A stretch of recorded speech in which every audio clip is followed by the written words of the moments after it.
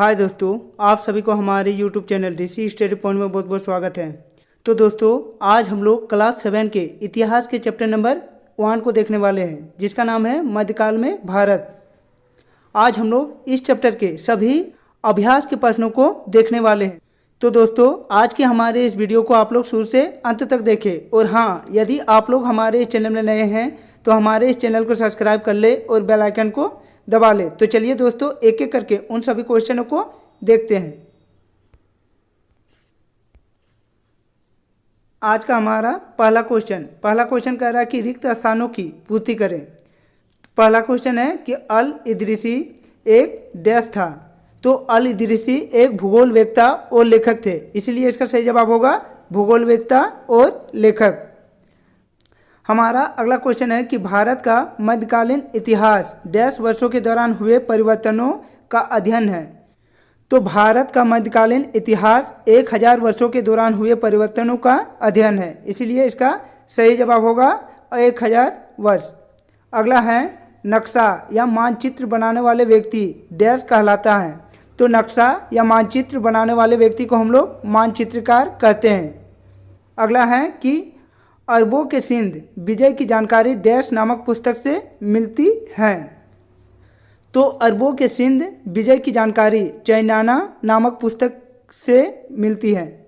अगला क्वेश्चन है कि इतिहास की जानकारी के लिए किसी क्षेत्र विशेष के डैश को जानना जरूरी है। तो इतिहास की जानकारी के लिए किसी क्षेत्र विशेष की भौगोलिक परिस्थितियों को जानना जरूरी होता है। आप लोग इसे नोट डाउन कर लें। तो हम लोग बढ़ते हैं अगले क्वेश्चन पर। हमारा अगला क्वेश्चन है कि सही मिलान कीजिए। तो प्रथम कॉलम में पुस्तकों के नाम दिए गए हैं और दूसरे कॉलम में लेखक के नाम दिए गए हैं। तो पहला है कि तहकीक ए हिंद। तो तहकीक ए हिंद नामक पुस्तक, तो इसका लेखक अल बेरूनी थे, इसलिए इसका सही मिलान होगा अल बेरूनी। अगला है तबकात ए नासिर। तो इस पुस्तक का लेखक मिनहाज उस सिराज थे, इसलिए इसका सही मिलान होगा मिनहाज उस सिराज। हमारा अगला है कि ताज उल नासिर। तो ताज उल नासिर पुस्तक के लेखक हसन निजामी थे, इसलिए इसका सही मिलान होगा हसन निजामी। हमारा अगला है मसनवी। तो मसनवी नामक पुस्तक का लेखक अमीर खुसरो थे, इसीलिए इसका सही मिलान होगा अमीर खुसरो। आप लोग इसे नोट डाउन कर ले। हम लोग बढ़ते हैं अगले क्वेश्चन पर। हमारा अगला क्वेश्चन है कि निम्नलिखित प्रश्नों के उत्तर लिखिए। पहला क्वेश्चन है जियाउद्दीन बर्नी कौन था।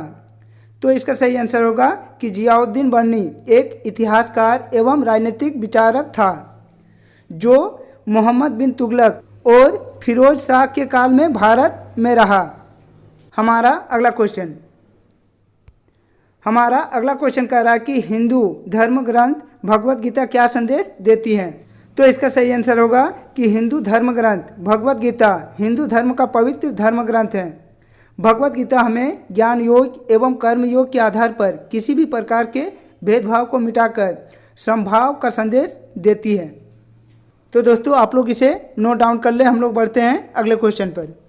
हमारा अगला क्वेश्चन कह रहा है कि हिंदुस्तान शब्द का प्रयोग किन किन संदर्भों में होता रहा है। तो इसका सही आंसर होगा 13वीं सदी में, जब फारसी के इतिहासकार मिनहाज ए सिराज ने हिंदुस्तान शब्द का प्रयोग किया था, तो उसका अर्थ गंगा यमुना के बीच में स्थित क्षेत्र और पंजाब हरियाणा से था। इसके विपरीत 16वीं सदी के प्रारंभ में बाबर ने हिंदुस्तान शब्द का प्रयोग इस उपमहाद्वीप के भूगोल, पशु पंछियों और यहाँ के निवासियों की संस्कृति का वर्णन करने के लिए किया था।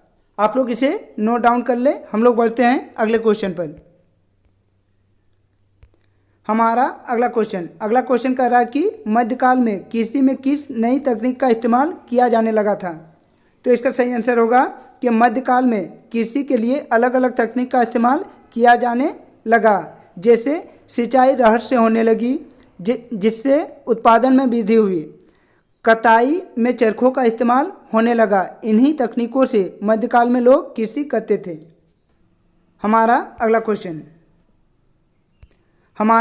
क्वेश्चन कह रहा है कि इस्लाम धर्म ग्रंथ कुरान शरीफ क्या संदेश देता है। तो इसका सही आंसर होगा कि इस्लाम धर्म ग्रंथ कुरान शरीफ इस्लाम धर्म का पवित्र धर्म ग्रंथ है। ऐसी मान्यता है कि कुरान अल्लाह के संदेशों का संग्रह है जिसे उसने अपने दूत जिब्राइल के माध्यम से पैगंबर मोहम्मद तक पहुंचाया।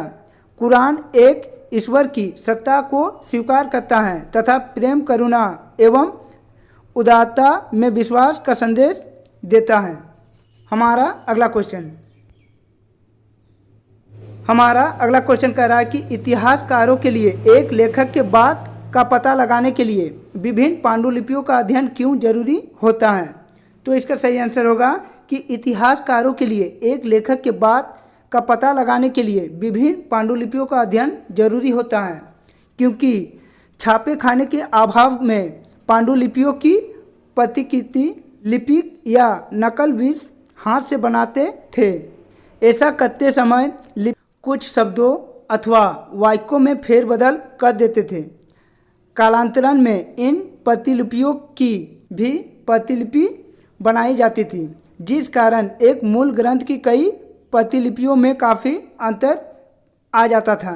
इसीलिए इतिहासकारों को मूल लेखक की बातों को समझने के लिए विभिन्न प्रतिलिपियों का अध्ययन करना जरूरी होता था। हमारा अगला क्वेश्चन कह रहा कि जब छापे खाने नहीं होते थे तब पुस्तकें कैसे तैयार होती थी।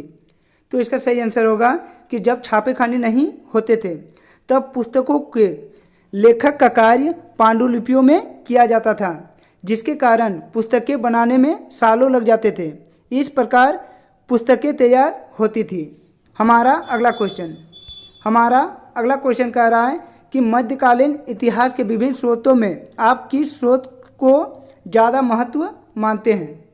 तो इसका सही आंसर होगा कि मध्यकालीन इतिहास के विभिन्न स्रोतों से हम ऐतिहासिक स्रोत को महत्वपूर्ण मानते हैं, क्योंकि इस काल में सिक्के, भवन निर्माण, कला, मंदिर का निर्माण, मस्जिद तथा मकबरे बनाए गए।